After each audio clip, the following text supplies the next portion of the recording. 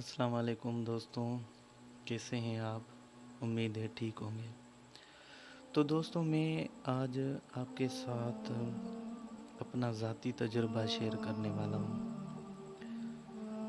جیسے مجھے اللہ نے سمجھ دی، جیسے قرآن میں نے پڑھا، میرا نظریہ الگ ہو گیا۔ آج کل آپ دور میں دیکھ رہے ہو، شیعہ کافر، سنی کافر، فلاں کافر، فلاں کافر۔ کیا یہ سچے؟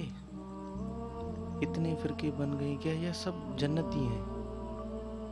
وہ کہہ رہا ہے میں جنتی ہوں، وہ کہہ رہا ہے میں جنتی ہوں، یہ کہہ رہا ہے میں جنتی ہوں۔ آخر حق کیا ہے؟ آج ہم کوشش کریں گے سورہ فاتحہ، شروعاتی سورت قرآن کی، اور نماز میں 5 وقت ہم سورہ فاتحہ پڑھتے ہیں، آپ کو بھی یاد ہوگی۔ تو میں خود پھنس گیا تھا ان فرقے بازی میں۔ مجھے راہ نظر نہیں آ رہی تھی، سمجھ میں نہیں آ رہا تھا کیا کروں۔ تو اللہ پاک نے مجھے ہدایت دی، توفیق دی قرآن پاک پڑھنے کی۔ جب میں نے قرآن پڑھا تو میرا ایک دم سے نظریہ چینج ہو گیا۔ ایک دم سے مجھے دنیا یہ الگ لگنے لگی۔ تو جتنی میرے پاس نالج ہے، جتنی مجھے اللہ نے ہدایت دی ہے، میں کوشش کروں گا آپ کے ساتھ شیئر کروں۔ اور اس سے پہلے میں آپ کے ساتھ سورہ واقعہ کی آیت نمبر 74 to 81، 74 اور 81 شیئر کروں گا۔ سو ہمیں تاروں کی منزلوں کی قسم، اگر تم سمجھو تو یہ بڑی قسم ہے کہ یہ بڑے رتبے کا قرآن ہے جو کتاب محفوظ میں لکھا ہوا ہے۔ اس کو وہی ہاتھ لگاتے ہیں جو پاک ہیں۔ یہ رب العالمین کی طرف سے اتارا گیا ہے۔ کیا تم اس کلام کے ماننے میں دیر کرتے ہو اور اپنا وظیفہ یہ بناتے ہو کہ اسے جھٹلاتے رہتے ہو؟ دوستوں دیکھو، اللہ پاک تاروں کی منزلوں کی قسم کھا رہا ہے کہ یہ بڑے شان کا قرآن ہے۔ اور ہم کیا اکثر کرتے ہیں، ہم قرآن کو پڑھتے ہی نہیں ہیں، سمجھتے ہی نہیں ہیں۔ ہمیں جیسے اپنے باپ دادا نے کہا یا اپنے بزرگوں نے کہا، ہم نے وہ بات مان لی، اور سیدھا راستہ کیا ہے ہمیں معلوم ہی نہیں۔ تو اسی لیے ہم یہ اس فرقے بازی میں، ان فتنوں میں پھنس گئے ہیں، اور ہمیں حق پتہ ہی نہیں چل سکتا جب تک ہم قرآن نہیں پڑھیں گے۔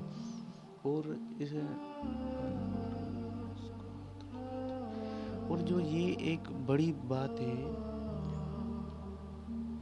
اس کو وہی ہاتھ لگاتے ہیں جو پاک ہیں۔ پاک کی معنی یہ ہے کہ ایک تو جسمانی پاک ہو گیا، ایک ہو گیا روحانی پاک۔ مثلا شرک سے پاک ہو گیا، کفر سے پاک ہو گیا، انکار سے پاک ہو گیا۔ یہ بڑی بات ہے، اگر انسان سمجھے تو بڑی بات ہے۔ اور جب آپ قرآن پاک پڑھیں گے تو آپ کا نظریہ چینج ہو جائے گا، آپ کو حق سچ دکھنے لگے گا، آپ خود دیکھو گے کون غلط ہے کون صحیح ہے۔ تو آج ہم شروعات کرتے ہیں سورہ فاتحہ کی۔ انشاءاللہ میں کوشش کروں گا کہ آج سورہ فاتحہ پڑھ رہے ہیں، اس کے بعد انشاءاللہ سورہ بقرہ کچھ آیتیں، جتنی مجھے اللہ نے نالج دی ہے میں آپ کے ساتھ شیئر کرتا رہوں گا۔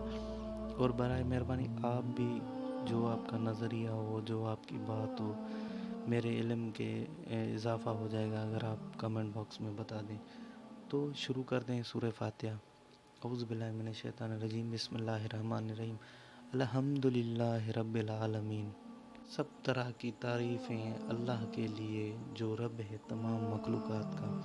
اس کی معنی ہر کسی نے اپنی اپنی کی ہے، پر میں یہ سمجھتا ہوں کہ جیسے کہ ہم روزمرہ کی زندگی میں لفظ یوز کرتے ہیں، کوئی آپ سے پوچھتا کیسے ہو تو آپ کہتے ہیں الحمدللہ، مثلا شکر ہے اللہ پاک کا۔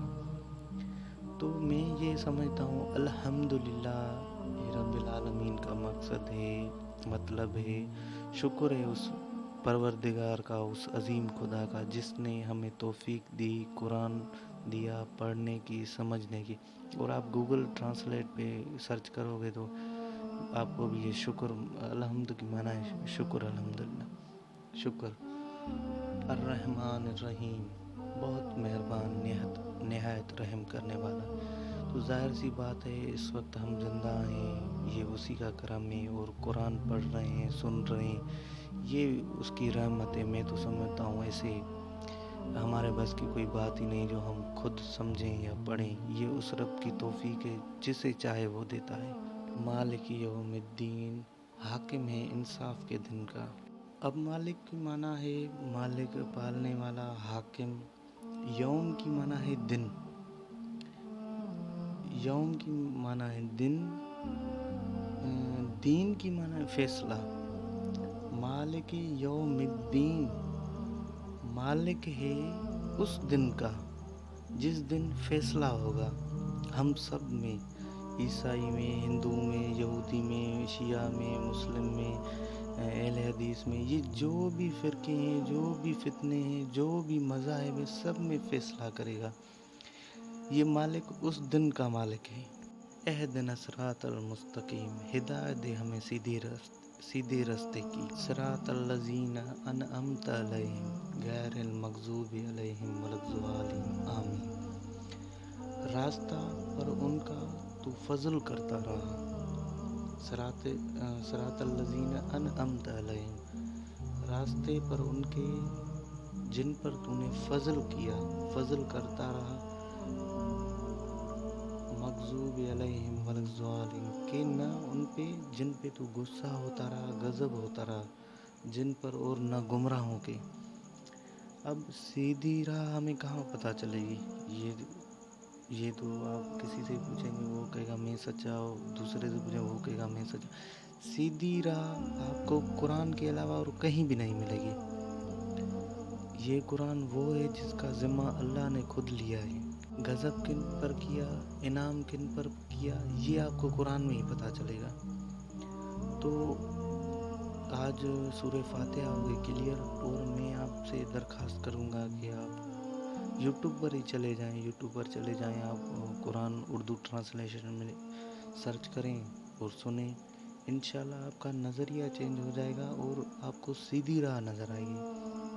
تو میں اس کے بعد آپ کو سورہ احزاب کی کچھ آیتیں سنانا چاہوں گا.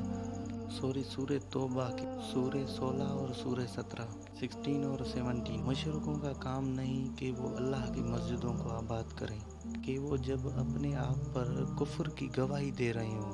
ان لوگوں کے سب اعمال بیکار ہیں اور وہ ہمیشہ دوزخ میں رہیں گے. اللہ کی مسجدوں کو تو وہ آباد کرتے ہیں جو اللہ پر اور روز آخر پر ایمان رکھتے ہیں اور نماز پڑھتے ہیں، زکوٰۃ دیتے ہیں اور اللہ کے سوا کسی سے نہیں ڈرتے. یہی لوگ امید ہیں کہ ہدایت یافتہ لوگوں میں سے ہوں. تو دوستوں، ہمیں غور و فکر کرنی چاہیے، غور کرنی چاہیے حق پر، اور فکر کرنی چاہیے قیامت کے دن کی. ایسا نہ ہو کہ ہم ان مشرکوں میں ہوں. کیا پتہ جب تک ہم قرآن پڑھیں گے نہیں، سمجھیں گے نہیں، تب تک ہمیں ہدایت نہیں ملے گی، سمجھ نہیں آئے گی جب تک ہم قرآن نہیں پڑھیں گے. ایسے تو میرا ابو کیا تھا، مجھے کیا کہتا تھا، کیسے کس راستے پہ تھا، چلتا تھا، وہ ہو سکتا ہے غلط ہو. تو ہم جب تک قرآن نہیں پڑھیں گے تب تک ہمیں کچھ بھی پتہ نہیں چلے گا. تو میری گزارش ہے آپ سے کہ آپ بھی قرآن پڑھیں، سمجھیں اور ہمارا ساتھ دیں.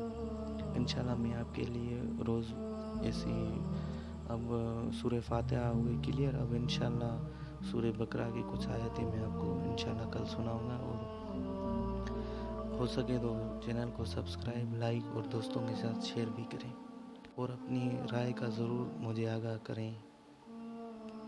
جزاک اللہ خیر.